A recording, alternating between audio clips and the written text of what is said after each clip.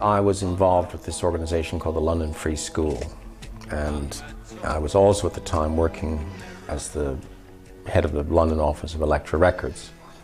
And the guy who was the leader of the London Free School, or there was no official leader, but the real figurehead, the real sort of center of energy was John Hopkins, known as Hoppy. It was a sort of melting pot of local people, some of whom were black activists and some of whom were white activists. There was a lot of interest in housing and a smattering of professional people with different skills. And among the people who set up the London Free School were Andrew King and Peter Jenner, who later on turned out to be the first managers of the Pink Floyd. They said that there was this group that they knew and they'd like me to hear a demo tape and maybe take it to Elektra. And I was amazed. I thought they were great. So I very excitedly took this tape to the head of Elektra, who listened and said, nah. And from that point, I made a deal with the Jenner and King that I would try and find them a record deal. The enterprise stumbled along in the summer of 1966 in Notting Hill, but it was always short of money, and we decided to run a benefit at the local church hall, and somehow or other we got the Pink Floyd to play there. During the autumn of '66, I continued to see the Floyd on a regular basis playing these concerts. They became the regular group in our efforts to raise money for this wild-eyed idealist organization called the London Free School. I think there was a total of 10 gigs altogether in the church hall. We felt if we could bottle that and put it on a weekly basis, that people would come. Joe Boyd turned around to me one day and said, look, Hoppy, if we can find a venue in the West End, why don't we take this to the centre of town and turn it into a club? So I looked at him, and after 5 seconds later I agreed, and then we went on the hunt for some premises. Hoppy found this place on Tottenham Court Road, which was an Irish dance hall down in a basement. And the Irish manager rented it to us on Friday nights for £15 a week. And so we just advertised in Melody Maker and International Times and gave out leaflets on the Portobello Road on Saturdays, and people turned up. The UFO Club was born, and although it had a fairly short life, it made a certain dent on the culture, and it also provided work and employment for quite a lot of people, which is thought to be a good thing.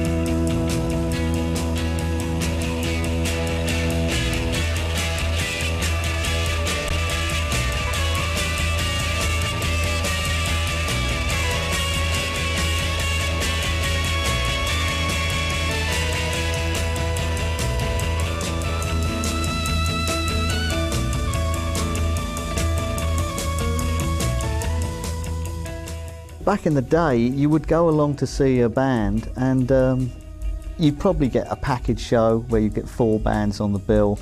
They'd each come out and do 20 minutes, and they'd do their hits, and off they would go, and that was about it. What you saw was what you got. The live shows at that time were essentially bands getting on stage and playing American soul repertoire for people to dance to. That's what a live show was. And if you stepped out of that area, you were likely to be very unpopular. What Pink Floyd did was they introduced a light show. One time, fairly soon after we started, a couple of Americans came along who'd been at Timothy Leary's place in upstate New York at Millbrook.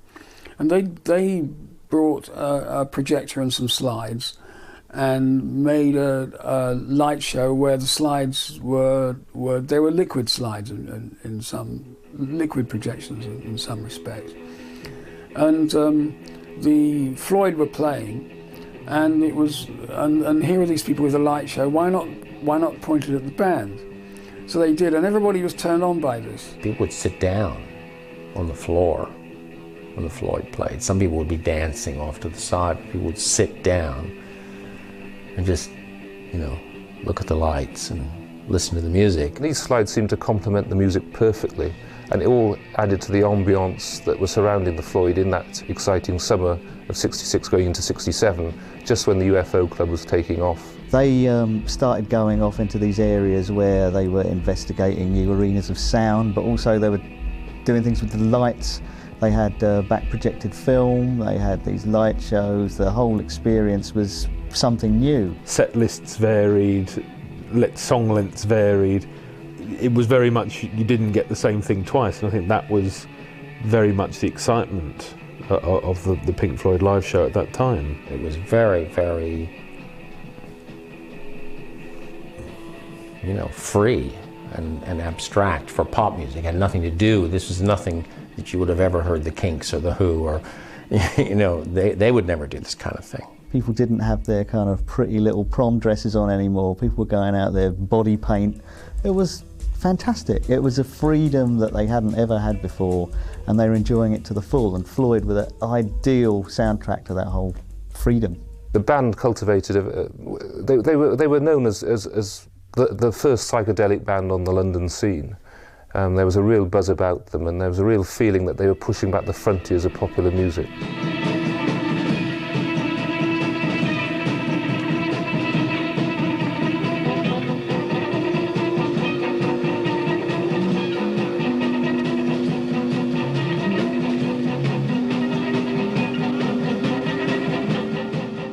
What really was going on with light shows was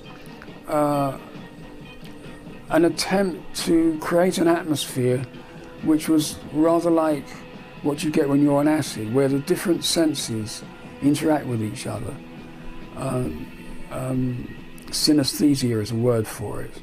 And that general approach went down very well with the people who came with the audience. People went along and I think were slightly mystified with it because it wasn't four to the floor soul dance music. But eventually, and it may also have something to do with the ingestion of certain psychedelics, which at that time were not yet illegal, one has to add, they began to develop their own way of dancing, their own way of expressing themselves to this music, and it took off as a great form of club culture and really just lifted off from there.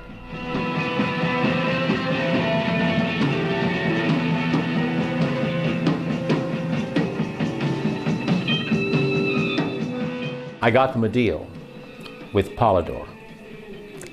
And so they were playing at the UFO Club at the same time that I brought somebody from Polydor down to see them. They loved them. They said, yes, here you go. And I set up my production company for the purpose of recording the Floyd. And the contracts were all drawn up. Lawyers were looking at it back and forth, et cetera, et cetera. And in the middle of all of this, Jenner and King signed on with a new agent for them, the Brian Morrison Agency. And by this time, we were ready to go in the studio for Polydor. And in fact, that evening that they made the deal with these agents, we were rehearsing in a small demo studio at Polydor's office. And Jenner rang me up and said, look, the agents would like to come down and meet the group and just hear what you're up to, And they came down, and immediately I felt threatened, and I knew that nothing good was going to come out of this as far as I was concerned, because these were three, you know, Cockney wide boys who were sort of very swaggering about the place, dropping names, talking about their contacts in the music business, etc., etc., etc. And the next day I got a call from Jenner to say that they'd been very impressed with Arnold Lane. We played the song for them. They thought it was great, and they could get us a much better deal with EMI than the deal we had with Polydor. And I was crushed, of course, because the Polydor was my deal. It was going through my production company. And but they wanted me to produce the single. And I said, well, I'll do that, but I want to be assured that I'll be the producer of the album that follows the single. And Brian Morrison said, well, EMI doesn't like to be tied down like that. A man called Brian Morrison, who was, I'm not sure whether he yet had the signed agency of Pink Floyd, but he was certainly looking for it, and he had some good relationship with their management then, etc. And he came to me and he said, well, here's this group called Pink Floyd. And I thought, what? Pink what? So he said, Pink Floyd. I said, what are they? He said, well, they're appearing at UFO. I said, UFO? What's UFO? So then he told me this underground freak out thing in Tottenham Court Road, you know. So he said, would you like to go and see them? So I thought, well, you know, if he thinks they've got something, you know, for recording, then it's worth me going along, which I did. What they were playing, loosely called music, didn't appeal to me very much because I'm a jazz man from birth. So Brian and I came away, we went and had a drink, and he said, well, what do you think? So I said, well, it's not so much the group, very impressive, their show, it's the number of people that were there, fans of theirs. So I said to Brian, yeah, well, I am interested. Somewhat reluctantly, but I felt, well, if I do a good job on the single, you know, they'll want to keep the team together. And so we went in the studio. We made Arnold Lane and the B-side, Candy and the Currant Bun. Arnold Lane had a strange hobby, collecting clothes, moonshine, washing line. They suit him fine. On the wall hung a tall mirror. Arnold Lane is a very unusual pop record, sort of full stop, because when you look at when it was written, I mean, you had sort of Ray Davies doing his sort of English vignettes, you had Bowie, who was sort of trying to do a sort of Anthony Newley thing after being a mod, and then you had Syd Barrett coming in writing about a knicker snatcher. Arnold Lane was inspired by a character in Cambridge who was never actually apprehended by the local constabulary. I think it was Roger Waters' mother who let rooms in Cambridge to students, and female students hanging their knickers out in the washing line at the back, and somebody was coming on of an evening, dropping into the back gardens and pinching some of the undies. Arnold, or whoever he was, took items of clothing off the lines, and this obviously appealed to Syd's sense of humour, and he wrote the song Arnold Lane, an extraordinary song really, to get a song about a transvestite stealing women's clothing off washing lines and actually get it into the top 20 in 1967.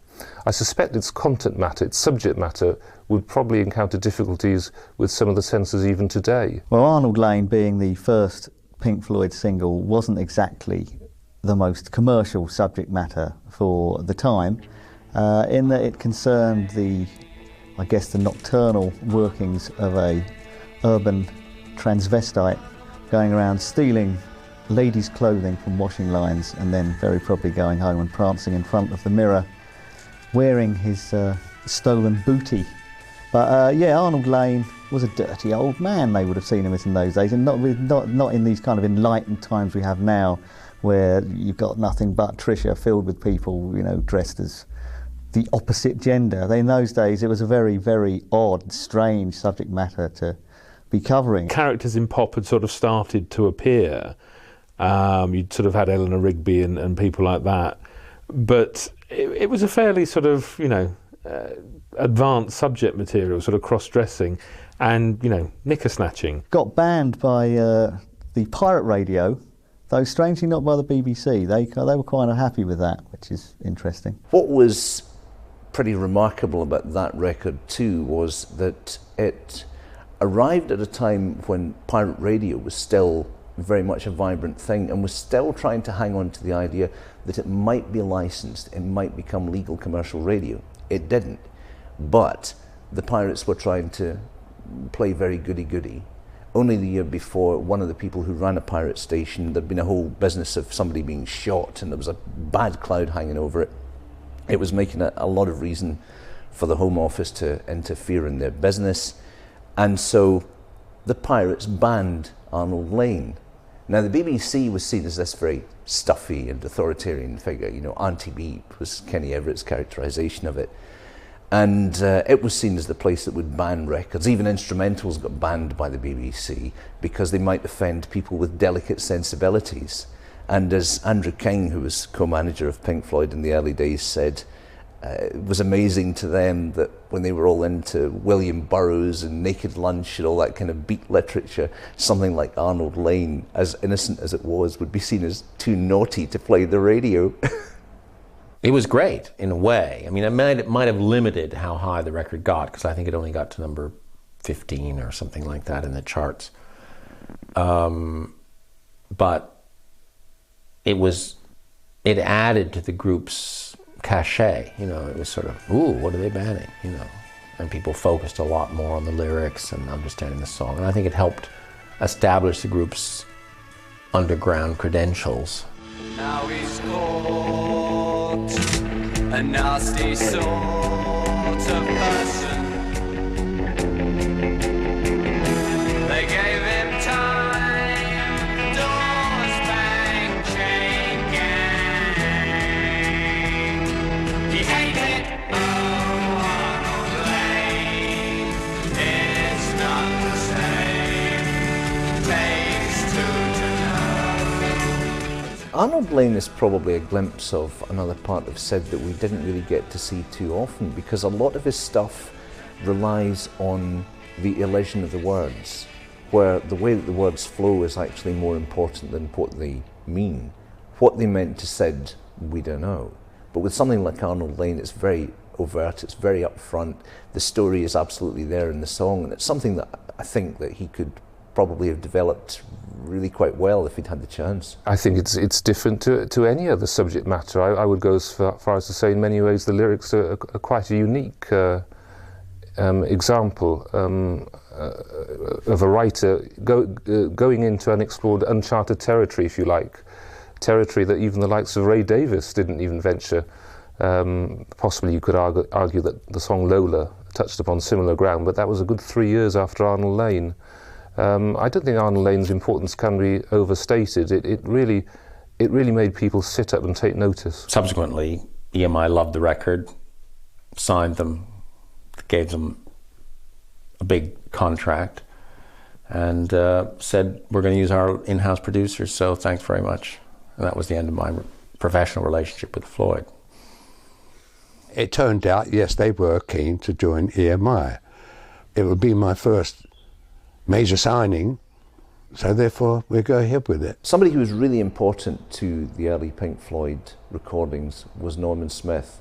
The first person to work with him in a proper role as a producer was the marvellous Joe Boyd.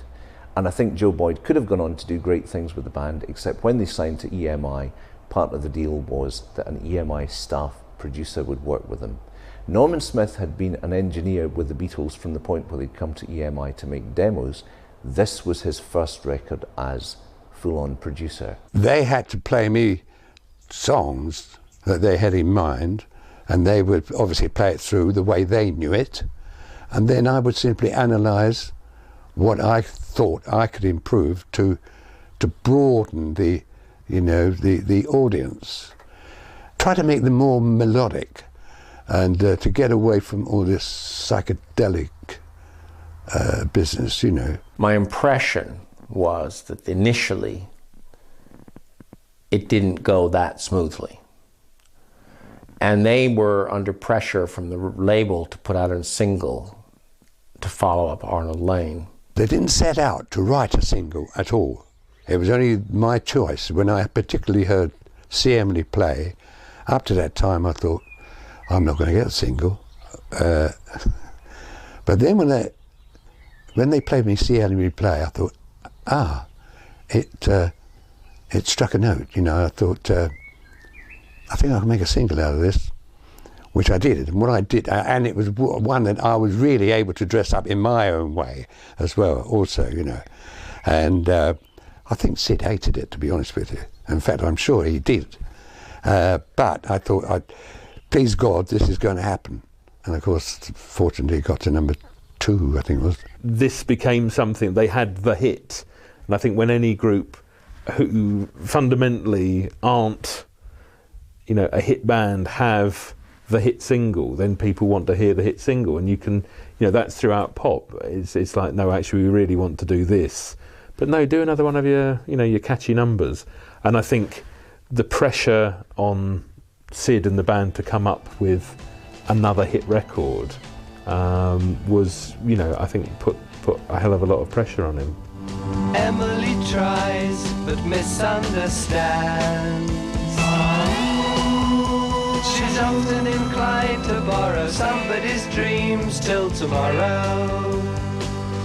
There is no other day. Let's try it another way. You'll lose your mind and play free games for me. See Emily play. See Emily Play is the epitome of British psychedelia of that period. If you had a textbook definition, then See Emily Play is it. I think See Emily Play is a fantastic psychedelic single. And to be honest, it was still quite early in what is seen as sort of British psychedelia. I mean, then you had everyone going on Top of the Pops wearing their, you know, hastily bought cravats and you know, doing their versions of it. But at that point, I mean, you'd had Strawberry Fields Forever, White Shade of Pale was around, but See Emily Play just comes from another place altogether. I think See Emily Play is obviously one of the finest examples of English psychedelia. I think it captures the mood of the moment perfectly. It's got an extremely memorable melody. It's got everything. It's got the kind of, the lyrics are really kind of out there and trippy, and the sound is tuneful.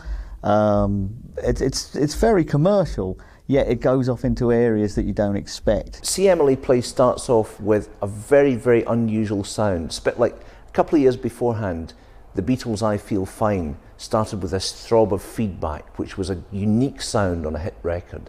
See Emily Play starts with this sound that Syd Barrett creates by sliding, I think it was a Zippo lighter, up the neck of his guitar.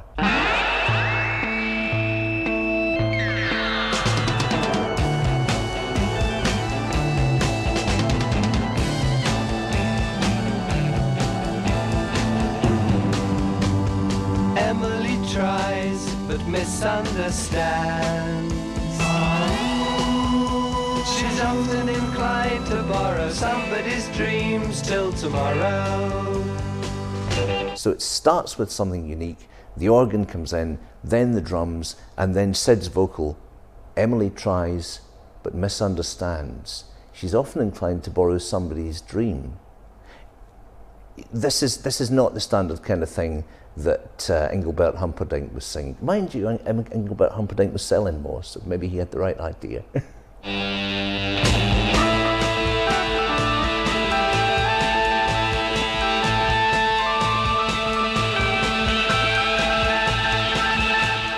See Emily Play really is an outstanding pop record, and I think if you want something to sum up that time, and sum up what was great and fresh and innovative and unique in British pop, that will do very nicely. I would say it's one of the best psychedelic singles that we ever produced in Britain. It's wonderful. It's a superb little tune, and Sid's at the top of his game, and just the sound of it is just, it evokes that period and that time, and it still holds up as well. It still stands proud now. It's a great subject.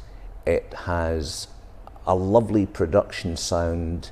It has not too many gimmicks at the time. We don't have huge amounts of, for example, phasing in those records, or things that make them sound dated. It sounds very much of its time and very much for any time.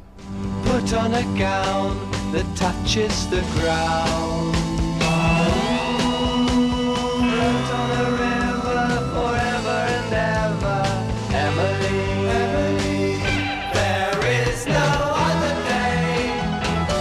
Let's try it another way. You'll lose your mind and play. 3 games for me. See Emily play.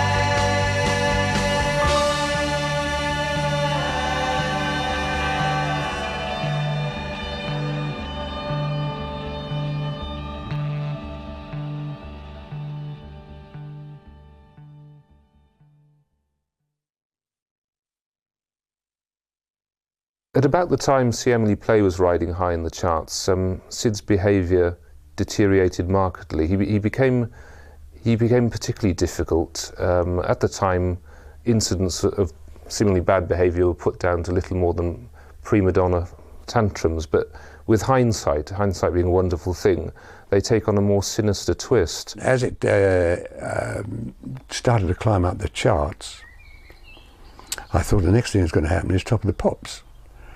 Before they went on, they actually went into makeup, having hair washed and makeup, etc. I was waiting for them in their dressing room. They came back in, out of makeup. As soon as they walked in, I saw Sid, and he looked wonderful. The way they had styled his hair and the makeup. So straight away, I made the mistake of saying, "Sid, you look absolutely wonderful." And he went, "Oh." And he walked over to the mirror, saw himself, ugh, and he immediately scruffed up all his hair, got tissues and started wiping off the makeup, etc. And I thought, what am I going to do with this guy, you know? Anyway, he went on like that, and stood there with his guitar just dangling, didn't even try to play it, head sort of bowed, complete and utter, well, nothing. And of course, I mean, I was furious. And that was the first signs for me, mentally, something was missing, something was going. I ran into Sid and his girlfriend, Lindsay, in Cambridge Circus one evening in May.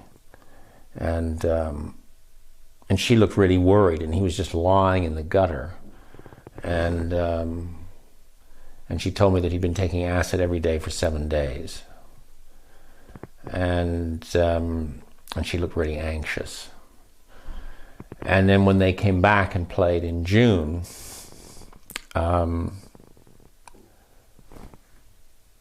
Sid was no longer the same Sid. He was kind of like nobody home. And the glint was gone from his eyes, and and he just stood on stage and went long stretches without playing the guitar at all. And you could see the rest of the guys were, really didn't know what to do, but they sort of worked through it and played. Rick did long, noodly, keyboard solos, and but it was very sad, and that was the biggest change.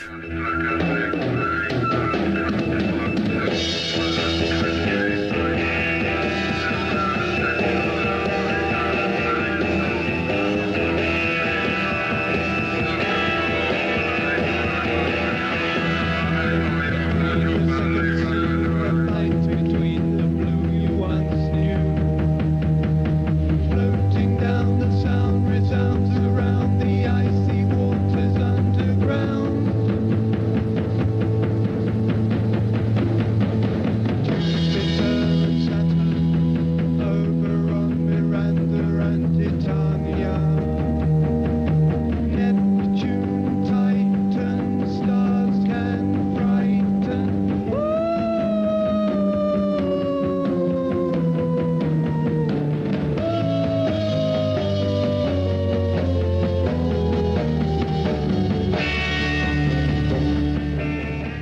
Astronomy Domine was just the most incredible calling card. You know, the first song on the first album by the Pink Floyd. Astronomy Domine, it's the opening track on Piper at the Gates of Dawn, and it does set out the Pink Floyd stall perfectly well. As an opener for the first album, with that sort of spooky space telephone voice, which is Peter Jenner on a megaphone, Pink Floyd manager Peter Jenner, reading off a list of planets and stars and things from some pocket atlas of astronomy. It's just such a captivating sound, and it was the first track from that album that I ever heard. It was the one that hooked me on it. Astronomy Domine was a space song, and in fact, to this day, it's probably a song most associated with Pink Floyd, which is strange because I think it was about the only space song that he came up with. Writers use great cliches like sonic cathedrals, but it is almost like you're going into a sonic cathedral. You hear the lift off, you know, you're going, and what was to become space rock, and how Pink Floyd had a sort of key part in space rock, which certainly what they did with Source Full of Secrets for a while onwards. You know, is here you have, you know, the engines are flaring, the band are taking off. It's concise in certain moments, it goes off in madness in other areas. It's got great lyrics, the whole sound is just absolutely perfect psychedelia. And it starts out with some nice bonkers kind of space noises. In the first 5 seconds of Astronomy Domine, probably Hawkwind have built a 30-year career on it, you know, just the sound of bleeps and then suddenly noises from outer space and voices, and then the riff comes in, and then suddenly there's Sid doing his kind of Little Boy Lost madness.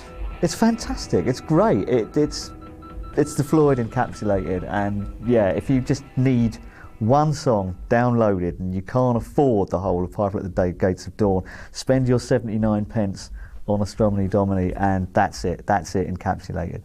Tremendous calling card, and I'm sure when men of a certain age do best track one side ones of albums, I think that would absolutely be there.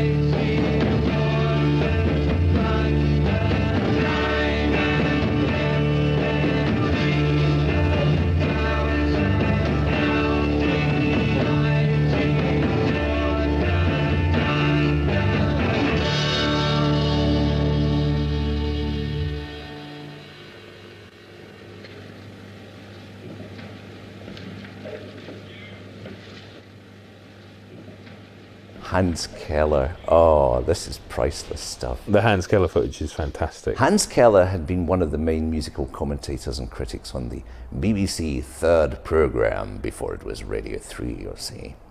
And Hans Keller was very passionate about the music that he believed in, but the music that he believed in was emphatically not modern. Hans Keller liked the classics with a capital C. Here is an older man and a musicologist, composer and all that, who's clearly not getting it. He was this old classical music guy, and because they played at the Queen Elizabeth Hall, and because they were going into jazz and becoming serious musicians and wanting to be perceived as serious musicians, they had to take the flack that he was giving. Pink Floyd were being taken very seriously by your third programme, as well as the pop market. They were seen as something that could be branching towards a new strain of modern music. So when they appeared on BBC television, one of the programmes had a discussion with Roger Waters and Syd Barrett and Hans Keller. And Keller comes on at the top of the programme after they've shown a clip of the band playing and says, I want to ask one fundamental question, of which our televiewers may not be quite aware the significance of it, because they didn't hear all of it. Why has it all got to be so terribly loud? For me, frankly, it's too loud. I just can't bear it. I happen to have grown up in the string quartet, which is a bit softer. I may not understand this music because I grew up in the string quartet, not with the string quartet, but in the string quartet. Of course, he has the right kind of European muso accent, and of course, to trump it all, he has a moustache. Why has it got to be so loud, so amplified? Well, I don't guess it has to be, but I mean, that's the way we like it. And we didn't grow up with a string quartet, and I guess that could be one of the reasons why it is loud. And it doesn't sound terribly loud to us. Yes, actually, not everybody who hasn't grown up in a string quartet turns into a loud pop group, so your reason is not altogether convincing, but I accept that you like it. To me, it is so boring. They repeat everything. There is too much repetition. It is too loud. Of course, your television set, you won't hear how loud it is, but it is terribly loud in the studio. And I suppose, this pomposity, they have their audience, so I suppose it's valid. And it's just like, God, who is this old fool? It's almost like a sketch in the way he just becomes childlike and, you know, stupid and all, you know, he's taking his ball away and he just says, you know, going down to the fact that, you know, it's noisy. If one gets immune to this kind of sound, one may find it difficult to appreciate softer types of sound. Sid, yes? No? I don't think that's so. No. I mean, everybody listens. We don't need it very loud to be able to hear it, and with some of it is very quiet, in fact. Right. Personally, I like quiet music just as much as loud music. We play in large halls and things where obviously volume is necessary, and when people dance, they like volume, you know, comes in on its own. But Floyd were the, you know, part of the rebellion. They were on the, you know, the tide of rebellion, and they're still, like, you know, faced with an old square from another scene. You know, they're still very respectful. It's still because, you know, they're nice middle class boys really being confronted by an eminent toff who obviously knows what he's talking about. But, you know, the kids have the last laugh because he's clearly wrong. He made people love them in the same way that when Bob Harris called the New York Dolls mock rock, everybody wanted to be into the New York Dolls because they were new. The fact that Bill Grundy was telling the Pistols that they were rubbish, everybody loved the Pistols. And again, that's it. It was building generation gaps. It's like the Rolling Stones. We piss anywhere, man. The dads, the mums, they hated it. But the kids loved it. It's like, oh, yeah. They don't understand our music. They're not supposed to understand our music.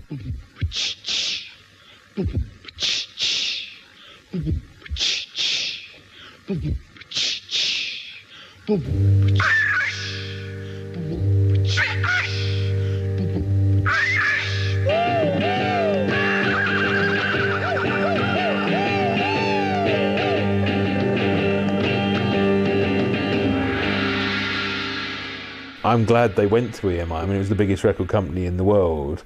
And I think, you know, the discipline was almost like putting Sid up against... I mean, Norman Smith wasn't a man in a white coat, but he had been a few years previously, and he was, you know, a classic EMI staffer.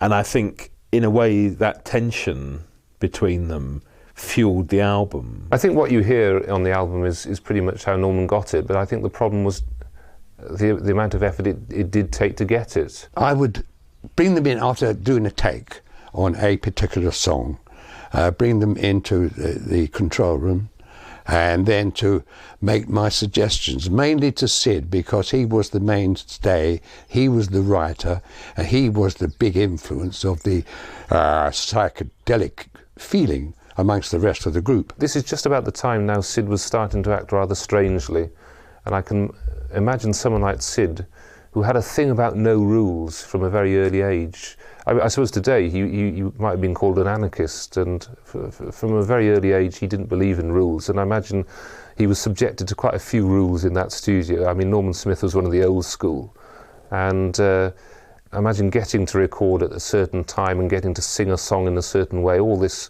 must have been very difficult for someone like Sid, who was very much a creature of the times, a product of his era, who didn't like being told what to do.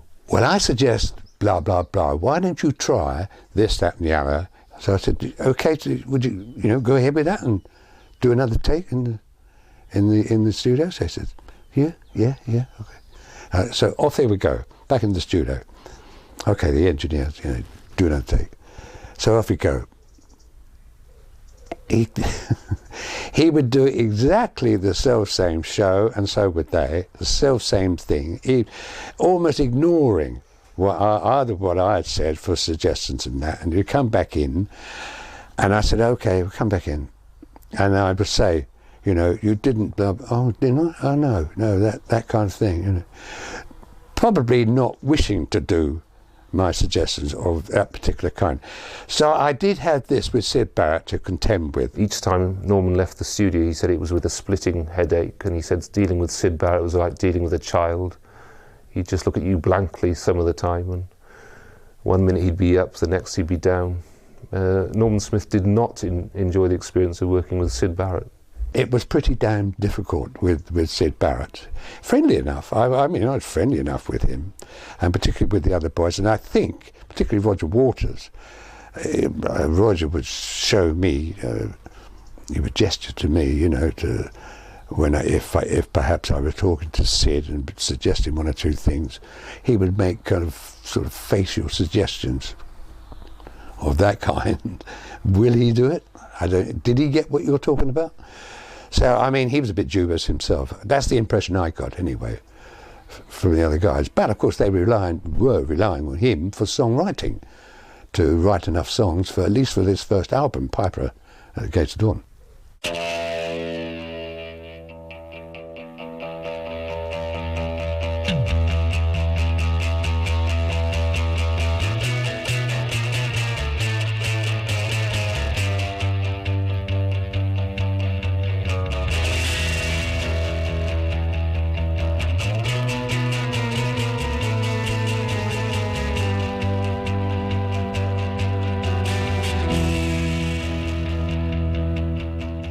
The one other thing that I did with them after the single, I got a call from Jenner, a bit sheepish because of what was going on, but he said that they'd been invited to be filmed by this guy, Peter Whitehead, who was doing this film about swinging London, and he wanted to film a recording session of the Floyd, and would I be willing to play the producer?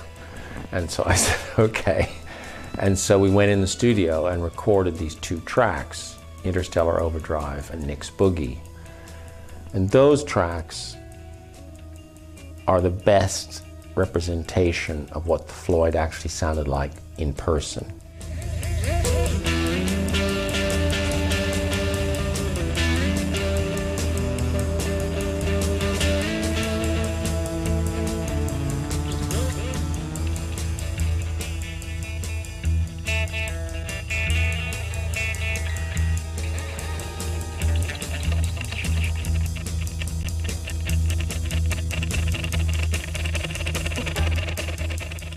Interstellar Overdrive is the closest thing that we have on record to what Pink Floyd did in their early days in a live context. I mean, when the debut album came out in 1967, The Piper at the Gates of Dawn, it was generally enthusiastically received, with one notable exception: the clientele of the UFO Club in Tottenham Court Road, which became to Pink Floyd what the Cavern had been to the Beatles, were generally rather sniffy towards this album.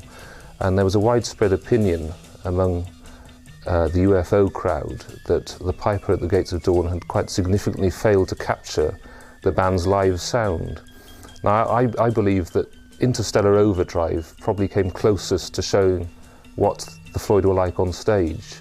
And more than any other track on that first album, it shows the almost free-form style of music that they were adopting at that point, which hadn't really been done before. It was an improvisation, and I think that wasn't that common in rock music at that time. It matches the experimentation, the innovation, the entire package of what was going on with the band. What makes it exciting for a listener today is the fact that you knew that you never had the same version twice. Several versions of it survive in audio, and one version survives in film, and it shows what they were trying to do and what they essentially achieved live early on. If anything, it's almost like the album was completely built round this track they had. It was almost like their stage show was built round this track they had. They started to push the boundaries of what you could actually do with a song's form.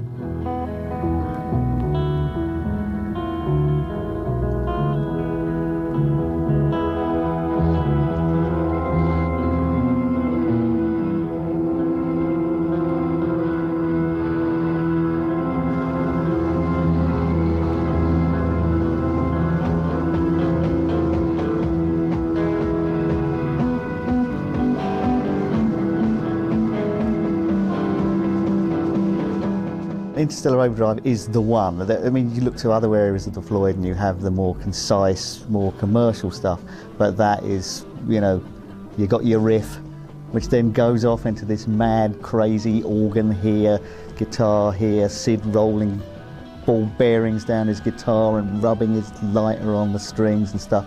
And then eventually, when everybody's dived into their jellies at the UFO club and taken all their acid and gone to Mars, they come back to their riff again and it goes from speaker to speaker and everybody's going bonkers. That's psychedelia. That's your British psychedelia in a nutshell.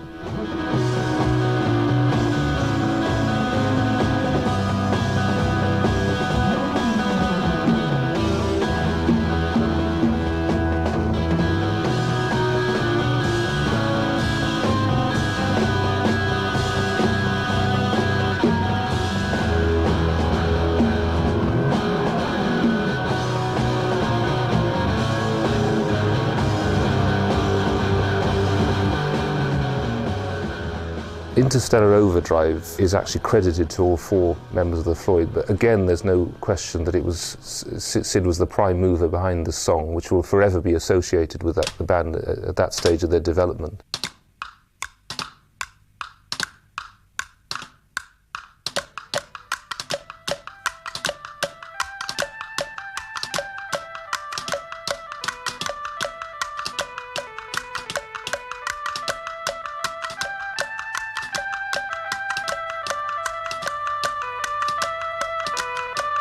The black and green scarecrow, as everyone knows, stood with a bird on his hat and shore everywhere he didn't care.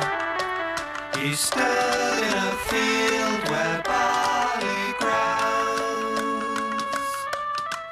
The Scarecrow can be looked upon as being rather lame, but in the sense that it fits in with the whole quintessential English whimsicality of that period Floyd, because Sid was very tied up in that kind of English thing. It's all Kenneth Graham, Wind in the Willows, and it's all very sickly, whey-faced milksops laying in bed in Tom's Midnight Garden. Oh, Mummy says I can't go out, I'm too weak to go out in the dark, and that's very much part of what Sid was about. The Scarecrow is a fantastic example of Barrett in this sort of primary regression, childlike naivety that he had. One of Sid's great talents as a writer was that he captured this kind of childlike awe about certain things and yet also retained a sense of adult confusion.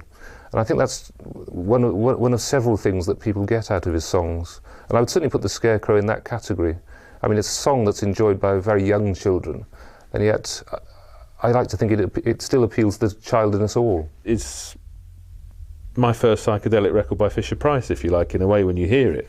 But then that's a fantastic thing, because I think, you know, you can play that to children and they think, you know, what is this? Because it's got it touches all the right bases.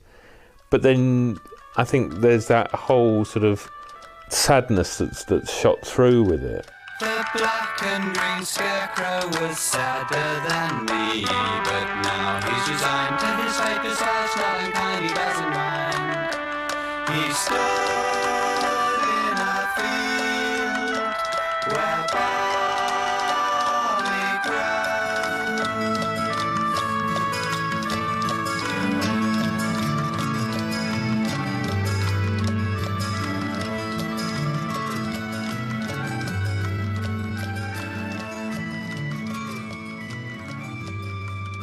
I think Piper at the Gates of Dawn is a great album. Piper at the Gates of Dawn is the best Floyd album for me. I absolutely love it. It's the sound of a band going to places where no one had ever been before. Totally innovative, totally experimental. Piper at the Gates of Dawn, I think, sits as a unique artefact, separate from the rest of Pink Floyd. It was a different band. The fascinating thing about it will always be that because they became so huge, it will continue to be there. Piper at the Gates of Dawn stands on its own as a classical English album, and there was never any way that Floyd would be capable of making an album remotely comparable. It's a fantastic album. It's coming from all directions. Thrilling, great soundtrack to any kind of psychedelic experience. It stands up now through the years. It's concise in some places, drawn out in others. It's a great Floyd album. Of course, they went on to make these wonderful pieces of music, this superb oral wallpaper like, you know, Wish You Were Here and Dark Side of the Moon, which works fantastically well when you're putting it to the trailer for the tennis on BBC Two or something. I don't think that everything they did after Piper is rubbish, as some Syd Barrett fans would have you believe. People actively hate Pink Floyd for what they became, but embrace that, you know, the Syd era Pink Floyd, and it's almost like a badge, you know. I absolutely hate Pink Floyd, but the first album. To me, The Piper at the Gates of Dawn conjures up a certain yearning, if you like, for lost childhood. Certainly that's the way I would interpret that. Other people might interpret it differently. But to me, there's a feeling of time lost, time that cannot be recaptured, a more simpler age, and that comes across time and time again. It's fascinating because of its freshness. You hear it, and like other great albums, you start and you want to hear it all, and that has to be the mark of something that's great. I think it's one of the all-time great albums. It was produced by Norman Hurricane Smith, who was criticised in some quarters for failing to capture the Floyd's live sound, but considering the problems he had with Syd in the studio, I think Smith did an excellent job. And again, you only have to look at the list of contemporary musicians who cite The Piper at the Gates of Dawn as a major influence on their work. Piper is a unique document of its time, and as such, I think it's a monument.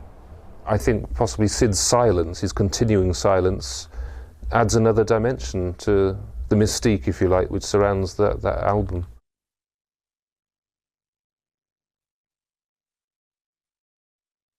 I certainly think he was exhibiting lots of signs of paranoia just prior to his breakdown, which is effectively what he suffered at the end of 1967. And when you consider the unique pressures on him, this isn't perhaps surprising, because Syd wasn't just the lead singer in the band and the lead guitarist, he was also the band's principal songwriter. In effect, he was the goose that laid the golden eggs. And after See Emily Play, it was a top 10 smash. Obviously the pressure rose on Syd quite significantly to produce another hit single. At that time, none of the others were writing. Waters and Wright were just getting going, really. But it wasn't really until Syd left the band that those two actually flourished as writers. So the pressure for Syd to come up with a hit single after See Emily Play must have been quite horrendous, particularly bearing in mind what he was going through already at that point. Got a flip-top pack of cigarettes in the pocket, feeling good at the top, shopping at shops. She's walking in the sunshine town, feeling very cool. With the butchers and the bakers and the supermarket stores, getting everything she wants from the supermarket store. Apples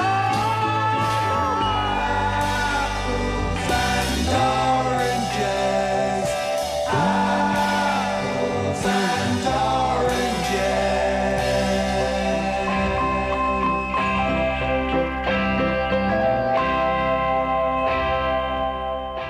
Apples and Oranges, as the third Floyd single, bombed, completely bombed, didn't sell like Unit 1. Apples and Oranges didn't take off, but it was basically a very good song. I don't know if it got murdered in the production, or whether it was just fell on stony ground in the charts that week. Intriguing though it is, it's not a hit single in a million years. How anyone would have thought, you know, that was going to be a hit. And I love the fact, you know, Syd was quoted as something like saying it had a hint of Christmas about it.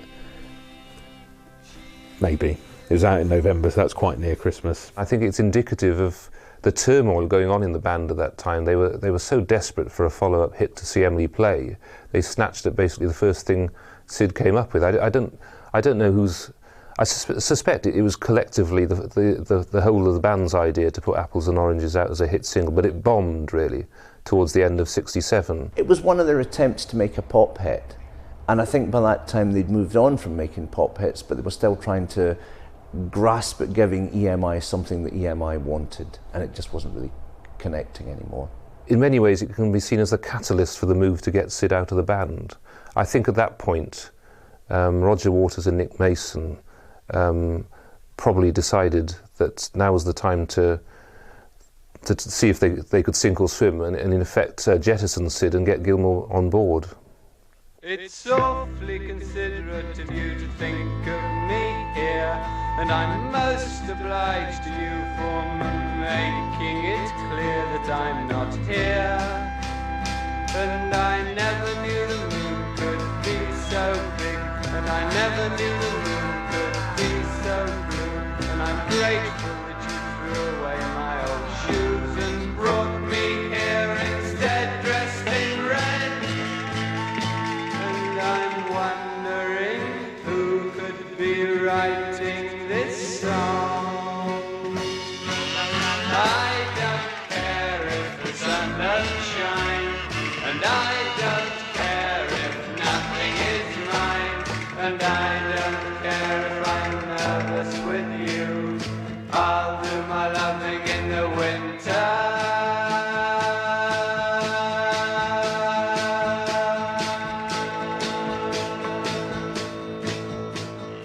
Jug band blues is one of the saddest things you can hear, it really is. There's a version of it which was recorded for John Peel's show just before Christmas 1967, so really on the cusp of Sid's last days as a member of the Pink Floyd. And I've known people who were reduced to tears over that thing. Yes, I defy anyone to listen to Jug band blues almost 40 years after it was written, and defy them not to be terribly moved by the lyrics in that particular song. It's the one flash of Sid that you get on Saucerful of Secrets, and it's like he's addressing the fact that he's not quite with it anymore mentally. I believe Jug band blues is the ultimate self-diagnosis of schizophrenia. The line that goes, "It's awfully considerate of you to think of me here, and I'm most obliged to you for making it clear that I'm not here." It's awfully considerate of you to think of me here, and I'm most obliged to you for making it clear that I'm not here. It's clearly been written by someone who's aware of what is happening to him. And not only that, but there's even glimpses of Sid's dark sense of humour in there, because there's another line that actually speculates on what would become of the Floyd without him. And I'm wondering who could be writing this song. There's something about the way that Sid sings which is just so detached. It's very moving, and I think it's very him. It can be seen as sad if you think that, yes, Sid's bonkers. He's terribly sad about Sid, he doesn't know what's going on, and it's this moment, this flash of perception that he's given us on Jug Band Blues where he does see how badly wrong it's gone for him. But then it does work so well. Maybe Sid did sit down and say, this is just the greatest farewell, this will set my legend in stone, in concrete for all time. I think it's an absolute masterpiece in sequencing, because when it appeared at the end of Saucerful of Secrets, I mean, it really did, you know, all you need at the end of it's the slam of a sort of iron door, and, you know, this is the end of an era.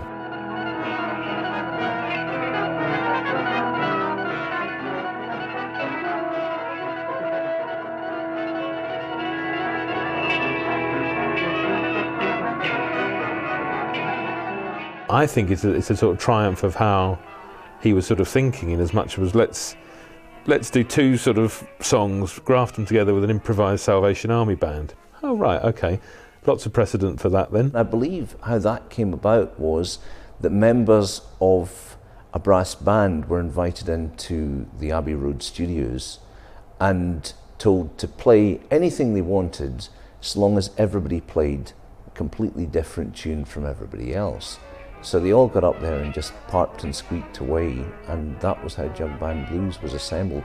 And then that fades away to Sid's last lines, the coda of the song, just his voice and the guitar.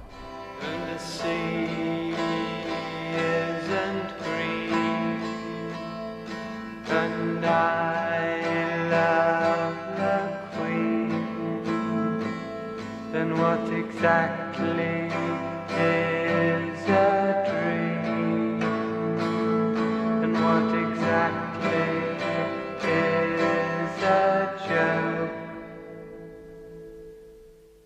it's almost like everyone else has left the studio and he's there on his own just to sing those final bits. I mean, it's very chilling. It's just so sweet and melancholic, and then Sid's there and his acoustic guitar, and he's fading into the sunset, and it's perfect farewell to Sid, and he couldn't have scripted it better himself, always assuming that he didn't script it himself. And yeah, Sid is perhaps the greatest legend maker, the man that Malcolm McLaren always thought that he was. Sid was first.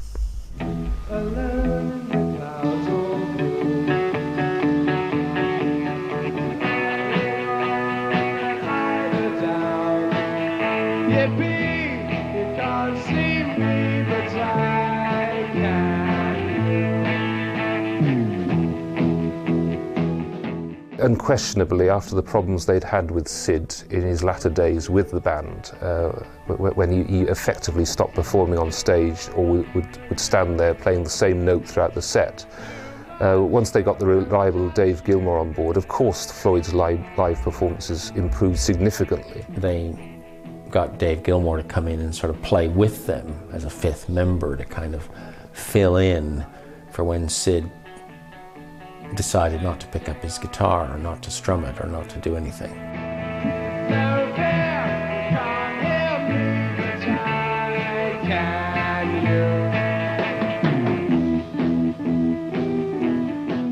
When Syd Barrett left the band, or when Syd Barrett was not collected by the band to go to a rehearsal, or however you see his departure taking place, what the band had was a body of material, 90+% of it written by a guy who was no longer there, and to some degree had not been there in the months before he departed the scene. So they had very little choice but to go out and play Syd's material because they didn't have any new stuff. And they struggled earlier on to try and impersonate a style that fitted what Pink Floyd had been up to that point, and then to develop their own new identities within the band. I thought that they wouldn't last. You know, that without Syd, where are they going to get the songs? Where are they going to get the spark of genius? You know, that the other guys were great musicians and they had a wonderful sound, and you know, but the idea that they could carry on at the same level without Syd, to me, was impossible. For years after he left the Floyd, Syd still referred to them as my band.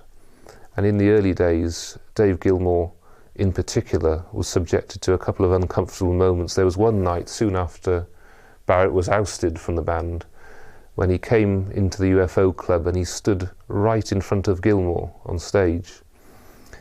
Gilmour recounted later that Syd's head was about his foot height, and he just stood there throughout the Floyd set, glaring upwards straight into Gilmour's eyes for about 35 minutes. And bear in mind, Gilmour and Barrett had been friends since childhood, and really remained friends for years and years afterwards. But that incident had a very profound effect on Gilmour, who confided to his flatmates afterwards that he didn't think he could carry on anymore. He was that disturbed by that particular evening.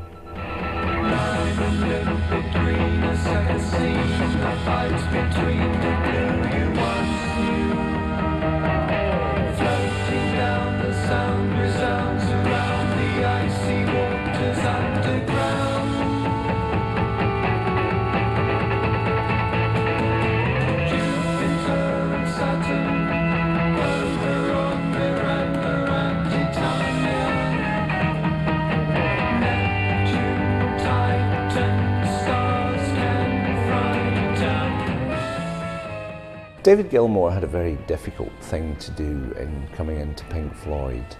He had been a close friend of Barrett's in their early years in Cambridge. They'd travelled together in France earlier on in the 60s. They'd been really close friends.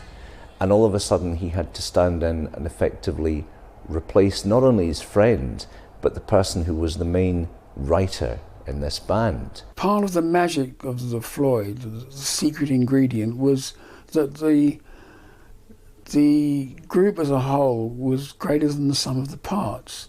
And that's why Floyd managed to survive after Sid left, because that essence of what they were doing together survived.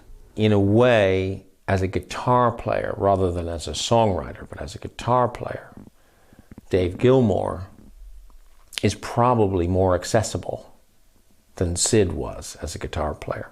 So in some ways, switching Sid for Dave Gilmour probably worked. When Dave came, he was more interested in what I was talking about anyway, trying to, you know, the melodic side of music, etc.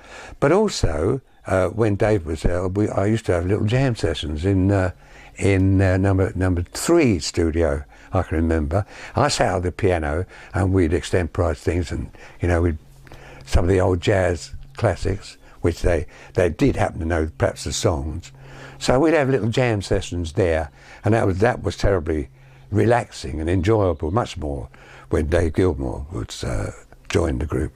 It's often forgotten that the band were perilously close to splitting up soon after they'd parted company with Sid, and by getting Gilmour in, went some way, you could say, went some way to saving their own bacon. The live performances improved. Roger Waters found his feet as a songwriter.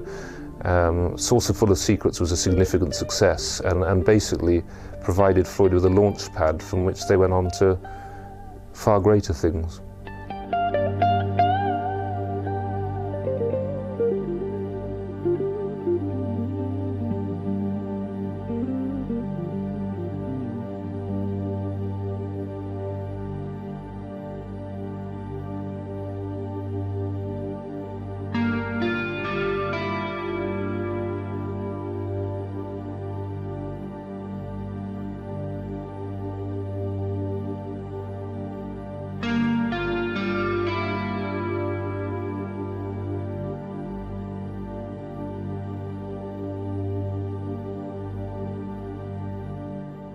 Sid was a great kind of sparkly-eyed, witty, funny, charming guy. Funny, witty, attractive, charismatic. As to why he went how he did, you know, nobody knows.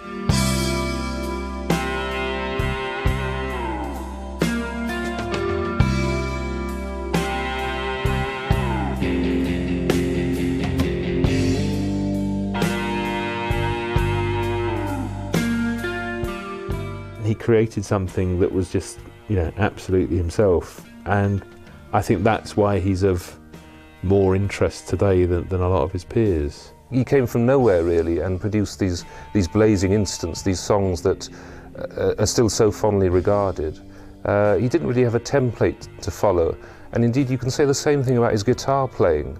It was all incredibly original. I mean, like rolling a ball bearing down a guitar string is not probably the most technical and difficult thing to do. I mean, probably anybody could do it, but to do it first and to, you know, want to do it, that's Syd Barrett's innovation. That's his genius, if you will. I think it's fair to say Syd was one of the few genius that has been produced by the English pop scene. The definition of the word genius extends to someone who makes a profound effect on the lives of others. And if you take that, then I think you can apply it to Syd Barrett quite well. He's created a legend and lived through it. He's Jim Morrison, but he's not under the ground, the cold, hard ground. He's there doing the painting that he trained for at Cambridge, getting massive royalty checks every now and again, and having people like me worrying about what he's doing and talking about him, and people like you buying this stuff and wanting to know about him. The man's a legend. We love him.